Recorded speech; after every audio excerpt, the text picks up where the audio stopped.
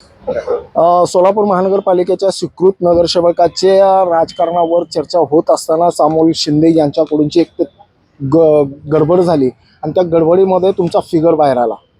गुणांक नेमका कसा आणि कशा पद्धतीने मिळवला होता? आम्ही असं कोणतीही गडबड झाली असं म्हणता येणार नाही, कारण आम्ही स्वतंत्र गट नेमलेला आहे. तुम्हाला माहिती आहे, काँग्रेसने नेमलाय, राष्ट्रवादी स्वतंत्र पक्ष आहे. पण आम्ही काहीतरी अमोल शिंदे चमत्कार करणार म्हणून हातुरेला भारतीय जनता पार्टीने घातलेला हा नमस्कार आहे, ह्याच्या पलीकडे काय नाही. पण हातुरेची धमकी किंवा हातुरेची एक मिळवणी हे तुम्ही दाखवलेली एक भीती खूप भाजपाला मी हेच सांगतो ना, 87 जागा असताना सुद्धा त्यांना अजून सुद्धा आम्हाला घाबरून अशा पद्धतीच्या खेळ्या कराव्या लागतात.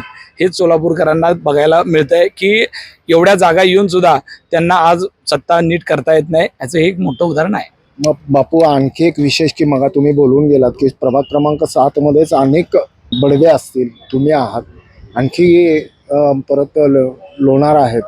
हे सगळं असताना आणखी एक पॉप्ट मिळण्याची दाट शक्यता आहे आणि मिळावा असं वाटतं का तुम्हाला? नक्कीच. प्रभाग क्रमांक 7 मध्ये आम्ही प्रभागातले 4 नगरसेवक तर प्रभागातलेच आहोत.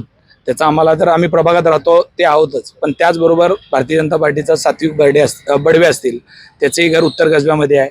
बाळ्यातून निवडून आलेले बिज्जू प्रधान आहेत, त्यांचंही घर आहे. सोलापूर शहराच्या मध्यवर्ती भागातलं प्रमुख असलेला आमचा प्रभाग आहे. याआधी सुद्धा अनेक मान्यवर नेते त्या प्रभागात राहतात. मला वाटतंय प्रथमेश कोटे तेही तिथंच राहतात, आमदार तिथं राहतात. विजयकुमार देशमुखांचं ऑफिस त्याच प्रभागामध्ये आहे. म्हणजे सोलापूरच्या राजकारणाचा केंद्रबिंदू जर कुठला असेल तर प्रभाग 7 आहे. त्याच्यामुळे प्रभाग 7 मध्ये आता भारतीय जनता पार्टीनं नाना काळेंना जर परत एकदा दिलं तर त्यामध्ये आम्हाला वावगं वाटण्याचं नाही तर आनंद वाटेल. स्वागत आहे. त्यांचा पहिला सत्कार मी करेल. मी तर एवढं सांगतो की त्यांना दिलं पाहिजे, कारण त्यांना इलेक्शनमध्ये हार दिसत असताना सुद्धा भारतीय जनता पार्टीने आमदाराच्या प्रेमाखाती अनेक वर्षापासून तुम्ही कोटेंसोबत तुम्ही काम केले. वाटतं का तुम्हाला की नानांना ही संधी मिळेल? मी काय म्हणालो, त्यांना अपयश दिसत असताना सुद्धा त्यांनी फक्त देवेंद्र कोटेंच्या आग्रहाखातीर, भारतीय जनता पार्टीच्या प्रेमाखातीर ही इलेक्शन लढण्याचा निर्णय घेतला. वास्तविक त्यांनी वाईट काळामध्ये पक्षासोबत राहिलेत, कारण तुम्हाला माहित आहे कशा पद्धतीनं, किती मताधिक्यानं तिथं माझा विजय झालेला आहे. त्याच्यामुळं त्यांना माहित होतं हे अपयश दिसत असताना सुद्धा, म्हणजे त्यांनी जे काय पक्षासाठी केलंय, खरं तर आता देवेंद्र कोटेंनी त्यांना संधी दिली पाहिजे, कारण मराठा समाजातलं येणारं ते नेतृत्व आहे. आता त्यांच्या राजकारणाच्या शेवटच्या टप्प्यामध्ये त्यांना ती संधी दिली पाहिजे. आणि पण मला विश्वास आहे कोटे फॅमिली असं करणार नाही, आणि देवेंद्र कोटे खास हे करणार नाही, कारण त्यांना लोकांना वापरण्याची सवय आहे. ते कायम लोकांना वापरत आलेत. आता मराठा समाजात तर मी वारंवार सांगितले की भांडणं कशी लावले हे सगळे उदाहरण आहेत.